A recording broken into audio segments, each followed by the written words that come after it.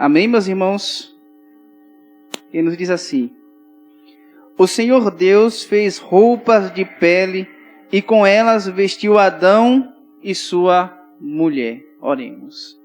Gracioso Deus, Pai Santo e Poderoso, no nome de Jesus, nós pedimos a direção do Teu Espírito Santo sobre esta pregação. Ó Pai, que não venha sair daqui palavras da minha boca meramente humanas, mas que sejam palavras vindo, Senhor, diretamente do Teu Espírito Santo para as nossas vidas. Ó Pai, nos ajuda neste momento e que esta pregação, esta palavra se torne clara para nosso entendimento e que nós venhamos aplicá-la em nosso coração. É o que nós te pedimos em nome de Jesus. Amém. Meus queridos irmãos, eu acredito que todos nós aqui já, em algum momento, ouvimos alguém dizer assim: por que é que as pessoas são tão más assim? Por que é que as pessoas fazem tanto mal? Por que é que o mal existe no mundo? E algumas vezes, as pessoas não têm resposta para dar. As pessoas não conseguem extrair o porquê que a humanidade é assim. Mas a palavra do Senhor, meus irmãos, ela é resposta para tudo em nossas vidas. Inclusive para essas perguntas complexas. Por que o homem é tão mau? Por que existe tanta maldade no mundo? Estava conversando no meu PGM com um amigo meu, e ele me contando dos fatos recentes envolvendo um rapaz nos Estados Unidos que ele inclusive já morreu. A teoria diz que ele se enforcou. É o Jeffrey, me falhou o sobrenome agora. E olhando as atrocidades que aquele homem fez, o que ele fez com as crianças, a forma como ele abusou das pessoas, isso é chocante para a gente que está ouvindo, para a gente que está vendo. E isso nos leva a refletir sobre o seguinte: por que é que a pessoa consegue ser tão mal assim? Qual é a origem dessa maldade? Por que é que homens tiram vida de outros? Por que é que pessoas, como no caso do INSS, desvia milhões de reais da aposentadoria de senhores indefesos que não têm com o que se sustentar? Por que é que homens se utilizam de cargos públicos para desviar verbas dos trabalhadores? Por que é que existe tanta maldade no mundo? E essa resposta, meus irmãos, ela é sanada quando nós recorremos às Escrituras Sagradas. O capítulo de Gênesis, meus irmãos, é um dos capítulos, o capítulo 3, é um dos capítulos mais importantes das Escrituras Sagradas. Porque nesse capítulo, a Bíblia, ela vai nos explicar a origem do pecado, a origem da maldade humana, a ruptura do relacionamento entre o homem e Deus, as consequências da desobediência do pecado, a primeira promessa de salvação. Sem Gênesis capítulo 3, meus irmãos, existe uma lacuna muito grande. Existe um buraco no qual nós não conseguimos entender todo o restante das Escrituras Sagradas. E também nós não conseguimos entender por que o mundo é tão mau. Mas com Gênesis capítulo 3, meus irmãos, nós conseguimos entender tudo o que acontece no mundo. Nós conseguimos compreender por que a maldade, ela cresce em número. Nós conseguimos entender, meus irmãos, por que o mundo está como está. E quando nós vamos para o texto, meus irmãos, nós vamos ver que esse texto, ele se divide em 3 partes. A primeira parte desse texto aqui se encontra nos versos 1 ao 5. E o texto nos diz: ora, a serpente era o mais astuto de todos os animais selvagens que o Senhor Deus tinha feito. E ela perguntou à mulher: foi isto mesmo que Deus disse? Não comam de nenhum fruto das árvores do jardim? Respondeu a mulher à serpente: podemos comer do fruto das árvores do jardim, mas Deus disse: não comam do fruto da árvore que está no meio do jardim, nem toquem nela, do contrário vocês morrerão. Disse a serpente à mulher: certamente não morrerão. Deus sabe que no dia em que dele comerem, seus olhos se abrirão e vocês, como Deus, serão conhecedores do bem e do mal. Então, nesses primeiros 5 versículos, nós vamos ver aqui a estratégia da serpente. E esse capítulo 3 mostra, meus irmãos, a raiz de todo o pecado. Mostra por que a humanidade é má como ela é, mas mostra também como se ocorre o pecado. Como Satanás age. Esses primeiros versículos nos mostram essa estratégia de Satanás. Existe, meus irmãos, uma estratégia por trás de cada tentação. Existe, meus irmãos, uma ação espiritual, uma estratégia do diabo. E essa estratégia, ela vem com algumas finalidades. Em primeiro lugar, quando nós olhamos para esse texto, nós vemos que a serpente faz a mulher questionar a palavra de Deus. A tentação que muitas vezes Satanás coloca em nosso coração é questionar se de fato a palavra de Deus é verdadeira.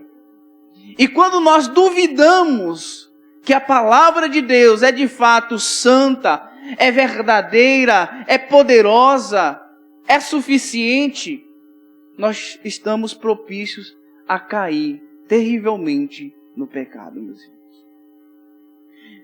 A palavra do Senhor, ela é santa. Paulo, quando ele escreve a Timóteo, se não me engano, na 2ª carta, ele diz a Timóteo que ele deveria perseverar naquilo que foi transmitido para ele. Que ele deveria se guardar na palavra de Deus, nas sagradas letras. É essa expressão que Paulo usa. Sagrada, santa. A palavra de Deus, meus irmãos, ela é santa. Portanto, nós devemos entender que tudo que está escrito é palavra de Deus. E o que é que Satanás vai tentar fazer? Vai tentar minar essa nossa crença, essa nossa fé. Meus irmãos, quando nós estudamos as Escrituras Sagradas, existem vários métodos de estudo. Existem aqueles que vão estudar as Escrituras Sagradas com o pressuposto da dúvida. Ele vai ao texto das Escrituras Sagradas para questionar se aquele texto é verdadeiro ou não. Mas nós, meus irmãos, nós vamos às Escrituras Sagradas com o pressuposto da fé. Nós já cremos que ela é palavra de Deus. Nós vamos agora estudar a palavra de Deus para explicar a razão da nossa fé. A palavra de Deus é em tudo verdadeiro, meus irmãos. É em tudo verdadeira. Então, quando nós cremos que de fato ela é a palavra de Deus, nós temos fé, nós não estamos propícios ao erro. Mas quando nós duvidamos da palavra de Deus, nós questionamos a palavra de Deus, meus irmãos, nós estamos a um passo de cairmos terrivelmente. É essa a estratégia da serpente. Primeiro ela leva a Eva a questionar a palavra de Deus. Ela chega a Eva e diz: foi assim que Deus disse para vocês? Foi assim que Ele falou para vocês? Foi isto mesmo que Deus disse? Não comam de nenhum fruto da árvore do jardim? E a mulher disse: não foi bem assim que Ele falou. Ele disse: se a gente comesse do fruto da árvore que está no meio do jardim, porque no dia que a gente comer, certamente nós morreremos. E o que é que Satanás faz com a afirmação da mulher? Ele gera dúvida. Na verdade, não é bem assim. Na verdade, Deus está com medo de vocês comerem desse fruto da árvore e vocês serem como Ele, conhecedores do bem e do mal. Satanás gera dúvida sobre o que Deus falou, meus irmãos. E aqui é o primeiro ataque da serpente contra a palavra de Deus. É a primeira ação maligna. E sabe o que acontece quando nós duvidamos da verdade de Deus, meus irmãos? Quando nós duvidamos daquilo que Deus tem nos falado, nós nos tornamos vulneráveis às sutilezas da serpente. Nós tornamos vulneráveis ao pecado, meus irmãos.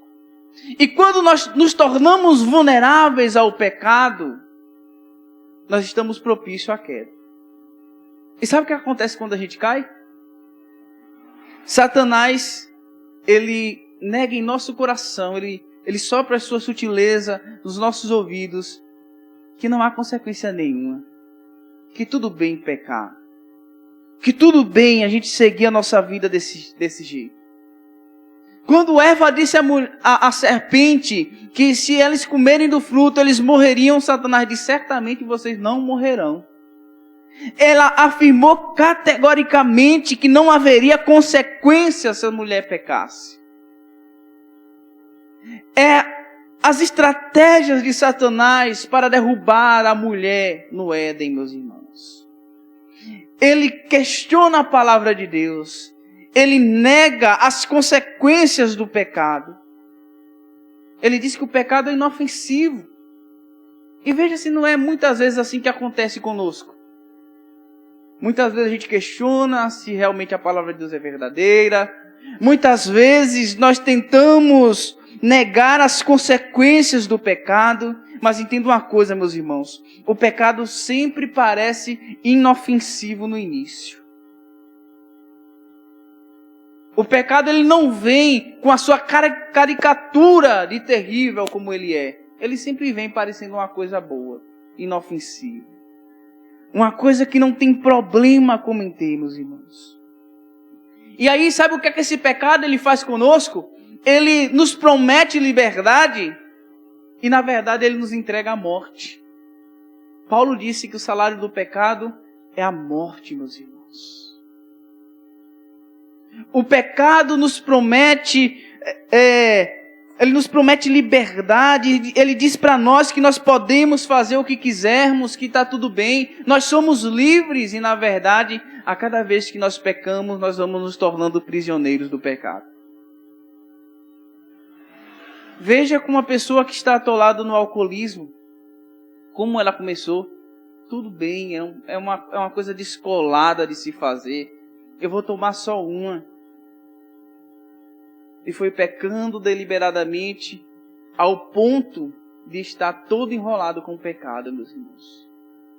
E aí o pecado sufoca, ele prende e ele gera morte. Ele gera morte em nós, meus irmãos. Então a gente vê que Satanás ele vem com as suas sutilezas.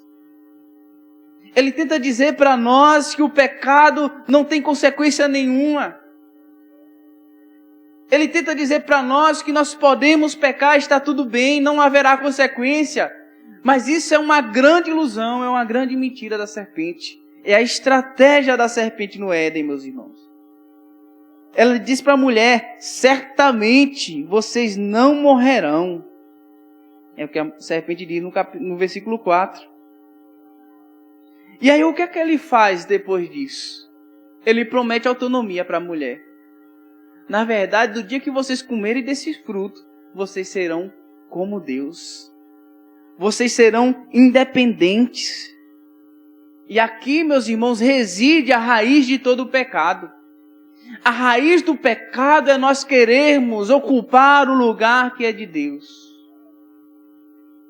A raiz do pecado é a gente se sentir orgulhosos e independente espiritual. É a raiz do pecado, meus irmãos.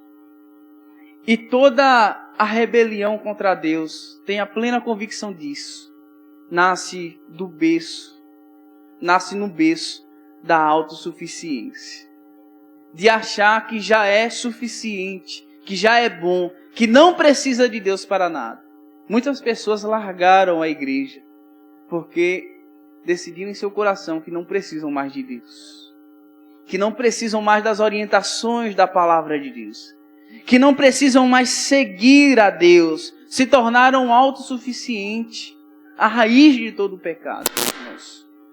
A raiz de toda a rebelião. Toda rebelião nasce desse desejo de se sentir independente, meus irmãos. E aí, meus irmãos, depois que os relatos do versículo 1 ao versículo 5 nos fala das estratégias de Satanás, agora no verso 6 nós vamos ver o processo da queda, meus irmãos. Veja o que é que nos diz o verso 6. Quando a mulher viu que a árvore parecia agradável ao paladar, era atraente aos olhos, além disso, desejável para dela se obter discernimento, tomou do seu fruto, comeu e deu ao seu marido, que comeu também. Os processos da queda, meus irmãos. Quando a mulher convencida, primeiro estágio, pelas estratégias da serpente, quando ela questiona a palavra de Deus, quando ela nega as consequências do pecado, e quando ela se sente autônoma, ela passa para o segundo estágio. O processo da queda. A mulher já foi convencida pelas sutilezas da serpente. E agora o que é que ela vai fazer? Ela vai olhar para o fruto. Ela vai ver para o fruto. E isso aqui, meus irmãos, nos fala de desejo visual. Todo pecado, ele nasce do nosso desejo visual. A mulher viu que a árvore parecia ser boa. É o desejo, a cobiça dos olhos.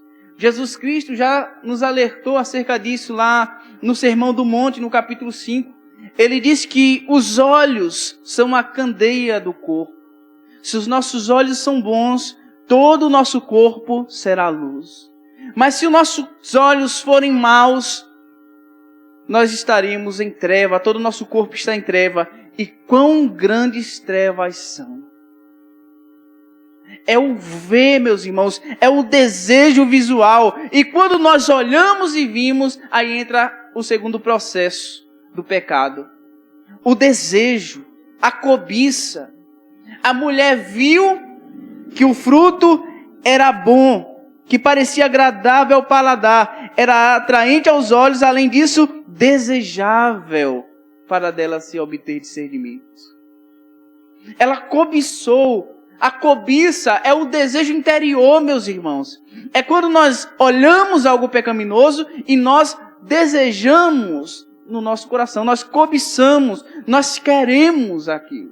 A mulher olhou para o fruto e ela achou aquele fruto atraente e passou a desejar o fruto em seu coração. Passou a cobiçar esse fruto. E aí, meus irmãos, é onde o pecado vai aumentando cada vez mais. Nós olhamos, nós desejamos. Nós vamos gerando, nós vamos formando o pecado em nosso coração. E aí quando nós olhamos e cobiçamos, quando nós formamos o pecado em nosso coração, o que é que acontece? A ação. A mulher viu, ela desejou, o que é que ela vai fazer? Ela vai pegar o fruto. Ela pega do fruto a ação da mulher, meus irmãos. Veja que toda ação para o pecado é uma ação tomada a partir daquilo que nós geramos em nosso coração. Todo pecado, meus irmãos, é fruto daquilo que está aqui dentro.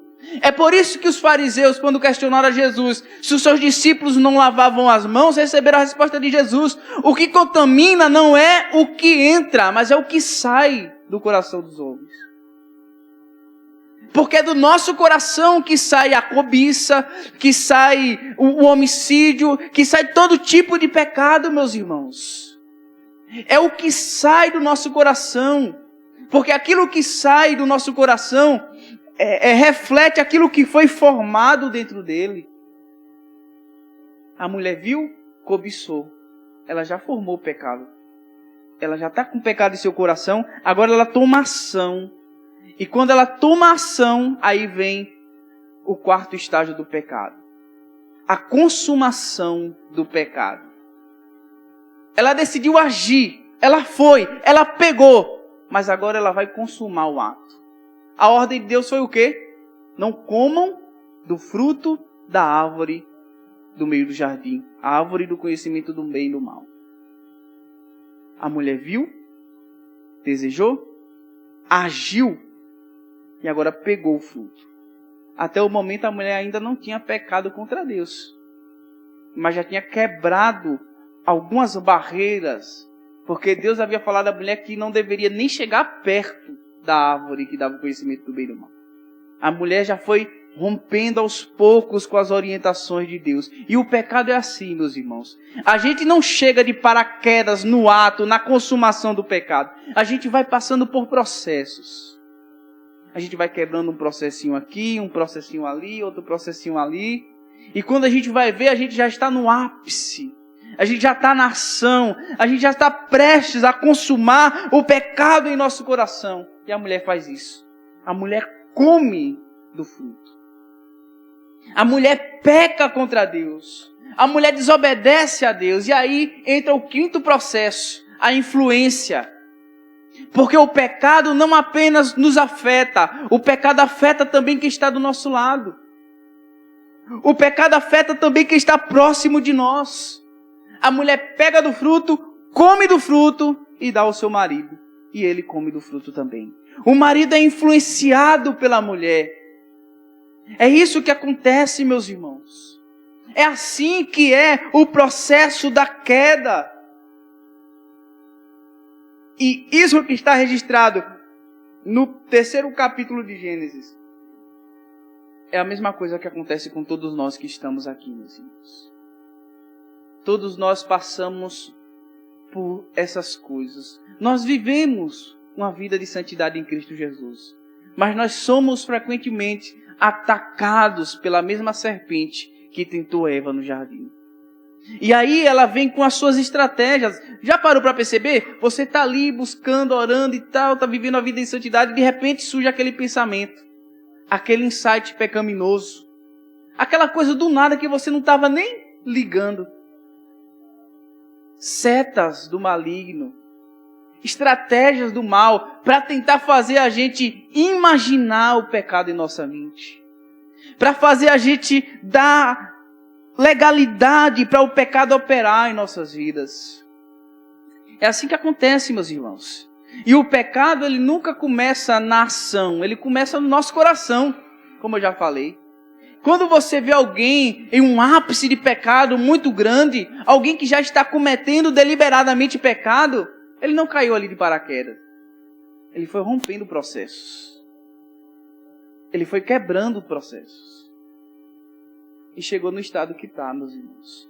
E é por isso que nós devemos ter cuidado com o pecado. É por isso que devemos ter cuidado com as sutilezas do diabo, meus irmãos. Nós devemos vigiar nossos pensamentos e desejos antes que eles se tornem atitudes.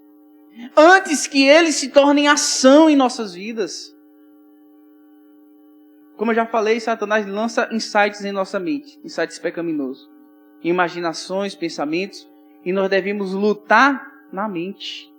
Nós devemos combater a batalha aqui. Porque se a gente não combate a batalha na nossa mente, no nosso coração, nós não vamos vencer a batalha quando ela já estiver no mundo físico, quando ela já estiver partindo para a ação, quando estiver prestes à consumação.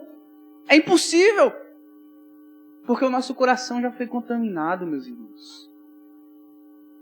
É por isso que a Bíblia manda a gente guardar nosso coração. É por isso que Jesus disse que os olhos são a candeia do corpo. Porque, meus irmãos, se nós não guardamos os nossos olhos e a nossa mente, certamente nós não vamos guardar todo o resto. Nós iremos quebrar todos os processos. Porque, meus irmãos, nós devemos vigiar os nossos pensamentos e nossos desejos antes que eles virem em ação. E aí, quando nós pecamos, vêm as consequências do pecado. E é nesse momento que nós caímos em si. É nesse momento que a nossa autossuficiência vai por água abaixo. É nesse momento que nós vimos que nós não deveríamos ter feito o que nós fizemos. Surgem as consequências do pecado, meus irmãos, na vida da mulher. E aí nós vamos ver, no verso 7, que eles passam a sentir vergonha e culpa. Veja que no último versículo do capítulo 2, a Bíblia faz questão de dizer: o homem e a mulher andavam nus, mas não sentiam vergonha. Mas veja o que é que acontece no verso 7. Os olhos dos dois se abriram e perceberam que estavam nus. Então juntaram folhas de figueira, para cobrir-se. Se sentiram envergonhados, porque se encontravam nus diante de Deus, meus irmãos. Porque é isso que o pecado faz. Por que é que eles sentem vergonha agora e não sentiam vergonha antes? Porque o verso 25 do capítulo 2 diz: o homem e a mulher viviam nus e não sentiam vergonha. O que foi que mudou do verso 25 do capítulo 2 para o verso 7 do capítulo 3? É que agora, meus irmãos, eles perderam a inocência. É que o pecado agora destruiu a inocência do homem e da mulher no jardim. Agora eles não são mais inocentes, meus irmãos. E agora eles enxergam a sua nudez de uma forma diferente, com maldade, meus irmãos. E quando o homem percebe que está nu, quando a mulher percebe que está nua, sabe o que é que eles tentam fazer? Cobrir-se com seus próprios atos, com as suas próprias ações. Eles tentam se cobrir sozinhos. E muitas vezes nós fazemos assim.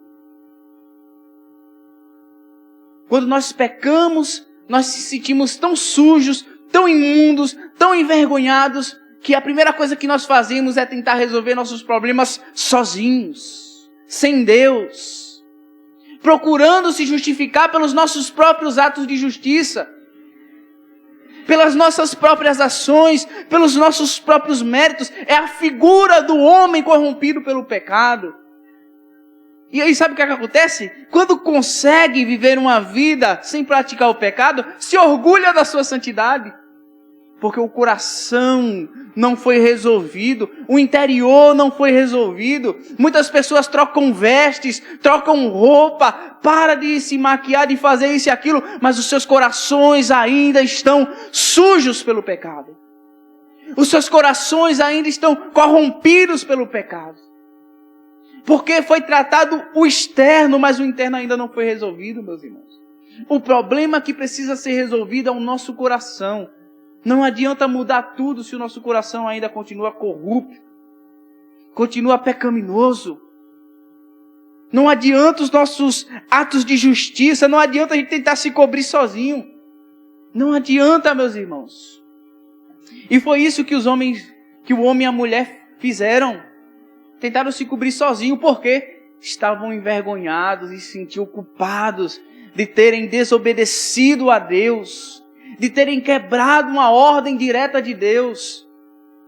O homem estava sem esperança, a mulher estava sem esperança. Agora para eles só havia condenação, só havia juízo, vergonha. É por isso que o homem tenta se cobrir sozinho, porque ele sente medo, ele foge, ele vai, meus irmãos, para distante de Deus. E essa é a segunda consequência do pecado. Ele nos separa de Deus. O pecado nos afasta de Deus. É isso que o verso 8 nos mostra, meus irmãos. Ouvindo o homem e sua mulher os passos do Senhor Deus, que andava pelo jardim quando soprava a brisa do dia, esconderam-se da presença do Senhor Deus entre as árvores do jardim. O homem que se relacionava diariamente com Deus, agora foge do relacionamento. Agora se separa de Deus. Ele se esconde do relacionamento com Deus. E veja se não é isso que o pecado faz conosco. Quando nós pecamos, nós não queremos mais orar, nós não queremos mais saber de ler a Bíblia, nós não queremos mais saber de igreja, porque estamos fugindo de Deus. Estamos nos escondendo de Deus. A vergonha, a culpa do nosso pecado nos separa dele, meus irmãos. Nos afasta dele, nos faz ir para distante dele. É terrível, meus irmãos, mas é isso que o texto nos mostra. É que há separação entre o homem e Deus. O pecado, ele gera distância espiritual. Nós não queremos mais orar, nós não queremos mais nos relacionar com Deus. A culpa, o peso. E a gente pensa, meu Deus, aquele desejo de querer ir, mas a vergonha impede. A vergonha não nos deixa nos relacionarmos com Deus. Como é que alguém, meus irmãos, cheio de culpa, de pecado, possa se curvar diante de Deus e orar? É isso que o pecado faz conosco. Ele nos faz questionar isso. Como isso é possível? Como agora eu posso voltar-me para Deus? É isso que o pecado faz, é a segunda consequência do pecado. Mas aí, meus irmãos, vem a terceira consequência do pecado. Os relacionamentos são quebrados. Deus chama Adão,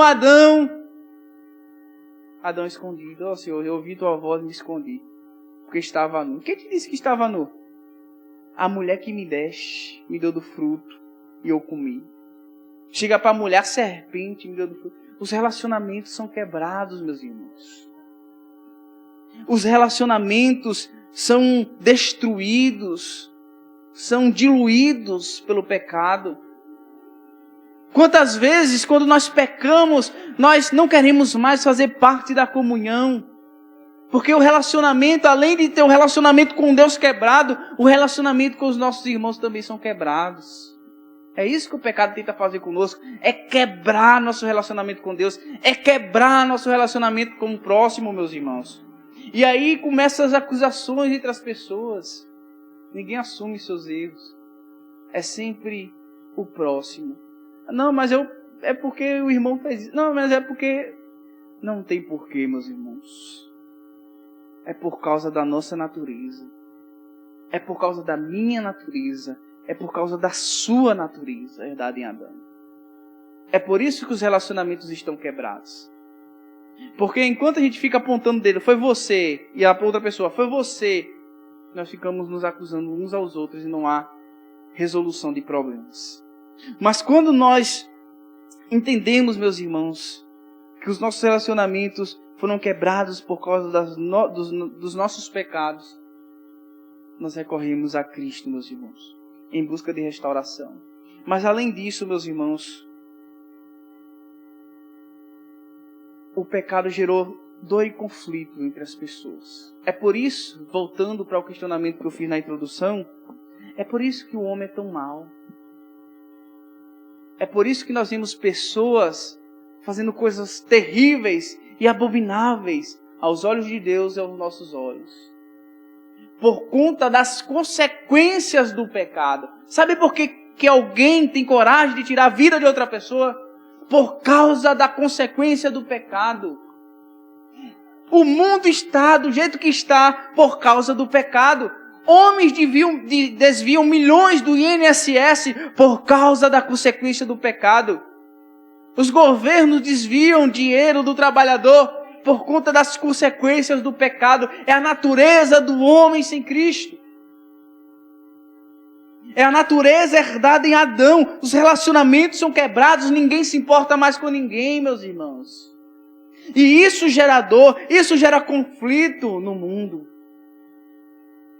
Briga entre marido e mulher, entre pais e filhos, entre irmãos e tantas outras coisas. Por quê? Por causa das consequências do pecado. E aqui nós estamos tendo os nossos olhos abertos para o quão danoso é o pecado, meus irmãos. Vocês viram como começou o pecado? Começou como uma coisa bela, inofensiva. Olha para onde nós estamos andando. Olha para o capítulo 4 de Gênesis. O irmão matou o outro. Olha para o capítulo 6 de Gênesis. A população está tão corrompida pelo pecado que Deus exerce seu juízo num dilúvio. E mesmo após o dilúvio, os homens continuaram maus. Porque essa é a essência do homem sem Deus. Todos nós, sem Cristo, sem Deus em nossas vidas, somos assim, meus irmãos. Talvez a gente se espanta com o outro, porque a gente não parou para analisar nosso próprio coração, a nossa própria natureza. Se nós somos o que somos hoje, nós devemos levantar as mãos para os céus e agradecer ao nosso Senhor Jesus Cristo, que nos resgatou com um alto preço, porque nós não somos, meus irmãos, diferentes deles. A nossa natureza não é diferente deles, mas nós fomos alcançados pela graça de Cristo. E essa graça que nos mantém firmes e sãos. E aí nós vamos para a quarta consequência do pecado, que é o sofrimento e a morte. Versos 17 ao 19. Veja. E ao homem declarou: visto que você deu ouvido à sua mulher e comeu do fruto da árvore da qual eu lhe ordenara que não comesse, maldita é a terra por sua causa. Com sofrimento, você se alimentará dela todos os dias da sua vida. Ela lhe dará espinhos e ervas daninhas, e você terá que alimentar-se das plantas do campo. Com o suor do seu rosto, você comerá o seu pão até que volte à terra, visto que dela foi tirado, porque você é pó e ao pó voltará. A quarta consequência, meus irmãos, é o sofrimento e a morte. A criação é afetada. É por isso que Paulo, quando escreve aos Romanos, ele diz lá no capítulo 8, que a terra espera ansiosamente a manifestação dos filhos de Deus. Quando os filhos de Deus voltar, meus irmãos, para essa terra com um corpo glorificado, que tudo será restaurado, porque nós vivemos em um mundo que geme por conta das consequências do pecado. Você pensa que é só nós que sentimos as consequências? Você acha que é só a humanidade que sente as consequências do pecado? Será que nós não vimos os noticiários recentes de um grupo de jovens que mataram um cachorrinho? Parece uma coisa simples, mas os animais também sofrem por conta das consequências do pecado. Olha para a Amazônia, muitas pessoas tocando fogo, desmatando. A natureza sente as consequências do pecado. Olha para este mundo, meus irmãos. Quem tem paz neste mundo sem Cristo? O mundo todo sente. Olha os terremotos, olha os maremotos, olha o furacão. Recentemente teve chuva de granizo aqui em Jacobina. Ventos fortes que derrubaram paredes, casas. O que é isso? É a terra que sente as consequências do pecado, porque toda a criação é afetada. Tudo sofre, meus irmãos. Nós sofremos, a terra sofre, tudo sofre neste mundo, por conta das consequências do pecado. E todos nós um dia morreremos. É a certeza que todo ser humano tem, é que um dia morrerá. E Paulo diz, o salário do pecado é a morte. E de fato, meus irmãos, o salário do pecado é a morte física. Mas tem uma segunda morte, que é uma morte que você deve procurar evitar neste momento. É a morte espiritual. Como é que está a sua alma? Como é que está a sua vida diante de Deus? Como é que está a sua vida com Cristo, meus irmãos? Porque nós podemos morrer a primeira morte, mas ai daquele que morrer a segunda morte. Ai daquele que morrer eternamente.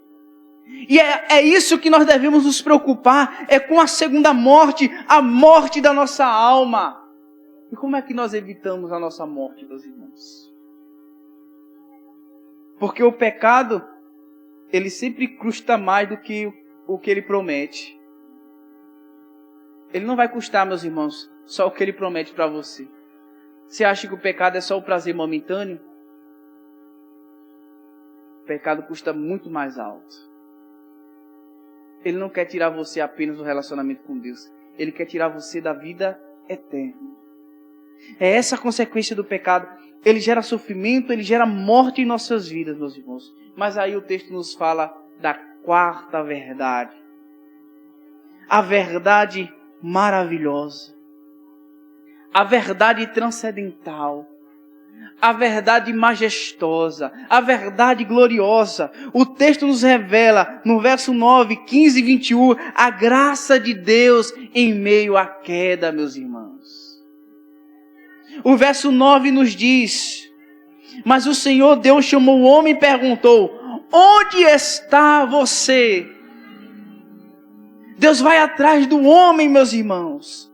Deus procura o homem foge do relacionamento, o homem peca contra Deus e se esconde dele, mas Deus é gracioso e Deus vai atrás do homem, e Deus procura pelo homem, e Deus diz para o homem, aonde você está, Adão?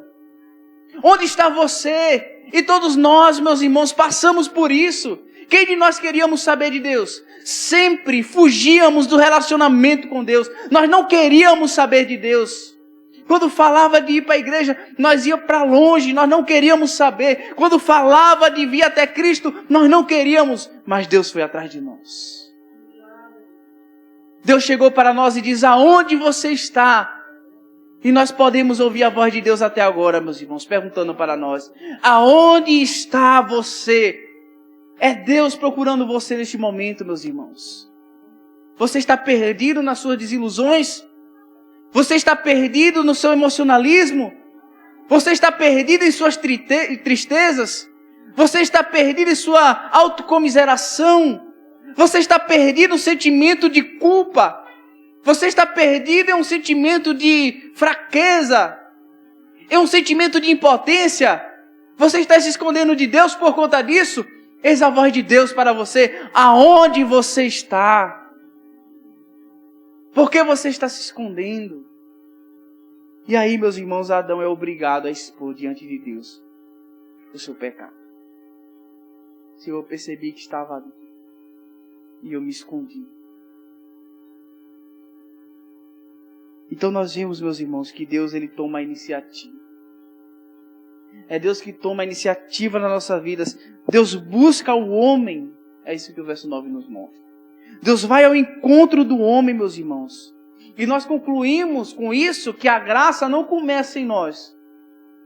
A graça não começa com nós, melhor dizendo. A graça começa com Deus. Jesus Cristo uma vez disse aos seus discípulos: não foram vós que me escolhestes. Eu escolhi a vós. Foi Deus que nos escolheu, meus irmãos.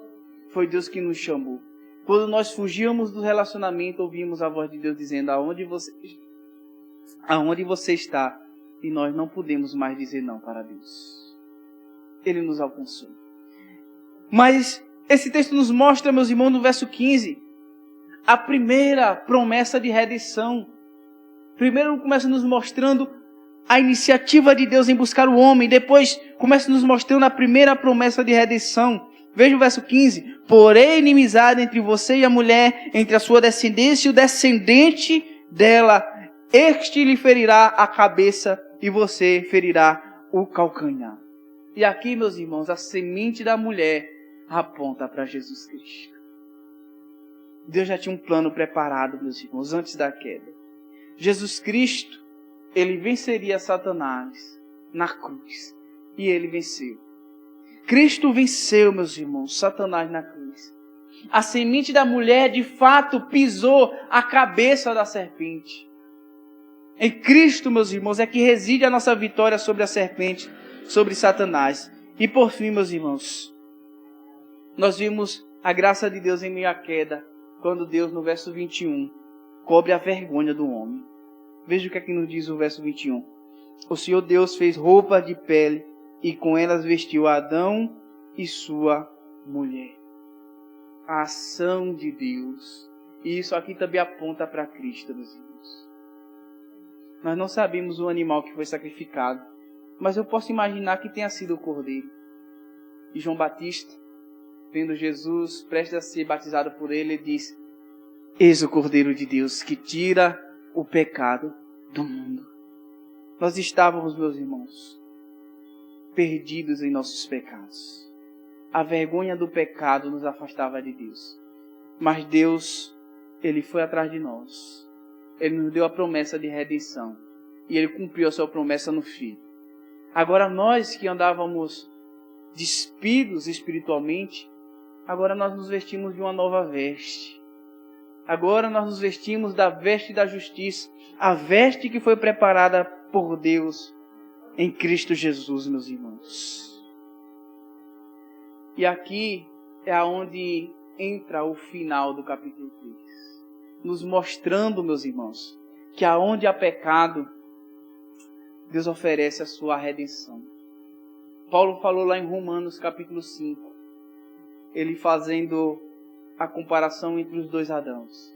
Ele diz que por meio de um homem o pecado entrou no mundo, mas por meio também de um só homem a justiça para muitos.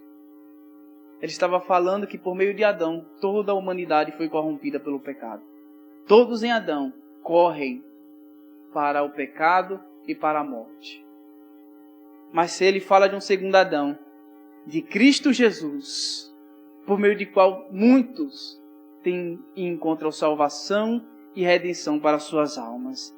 Em Cristo Jesus, meus irmãos. E aí Paulo fala, aonde abundou o pecado, superabundou a graça de Deus. É o que nós vimos em Gênesis 3.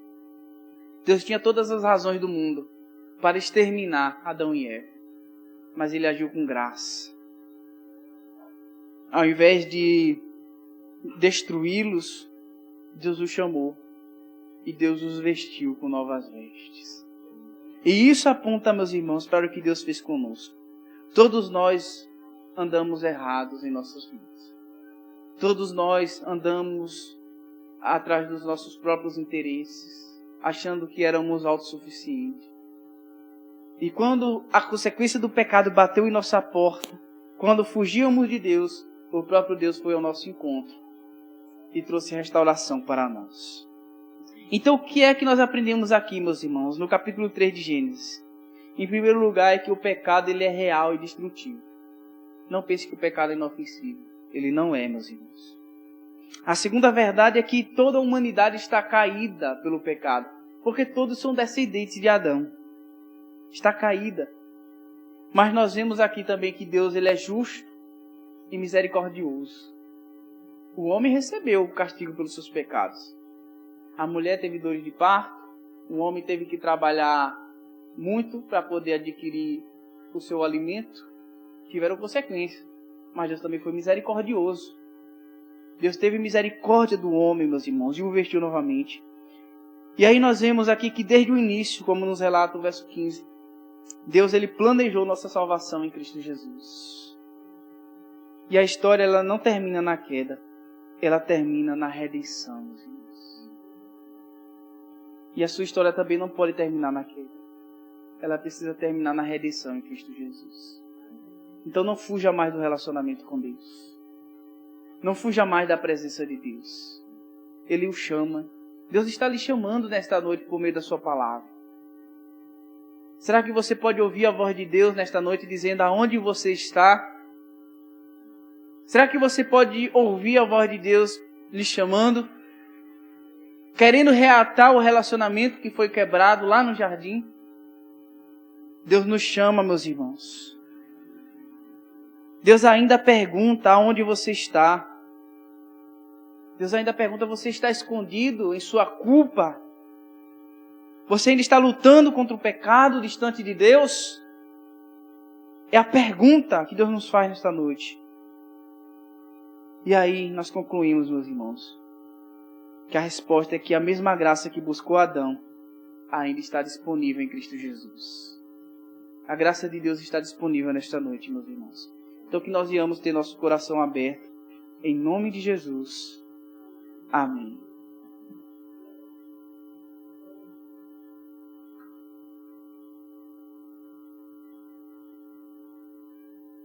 Vamos nos colocar sobre os pés. Vamos orar agradecendo a Deus. Senhor, Pai amado, Tu és santo e poderoso.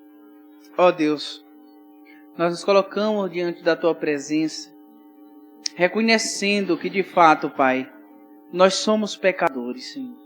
Todos nós. Não existe uma única pessoa aqui, Senhor, que seja santa e perfeita. Todos nós somos pecadores, Pai. E por isso, nós nos colocamos diante de Ti nesta noite, Te pedindo perdão para os nossos pecados, Senhor. Nos perdoa, Deus. Nos perdoa por fugirmos do relacionamento. Nos perdoa por irmos longe demais. Ó Pai, em nome de Jesus, reata o nosso relacionamento contigo nesta noite, Senhor. Não nos deixa, Senhor, ainda continuar insistindo em nossos pecados, mas que a Tua graça alcance o nosso coração nesta noite. E que nós encontramos, Senhor, que nós encontremos o perdão para a nossa alma, o perdão para as nossas vidas, Senhor. Ó Deus, Te agradecemos por Tua palavra, que continua falando em nossos corações. Nos aperfeiçoa, Senhor, a imagem e semelhança de Cristo Jesus. É o que nós Te pedimos, em nome de Jesus Cristo. Amém. Estenda suas mãos, que o grande amor de Deus, a graça do nosso Senhor Jesus Cristo e as doces consolações e a comunhão do Espírito Santo esteja com todos nós, hoje e para sempre. Todos digam amém.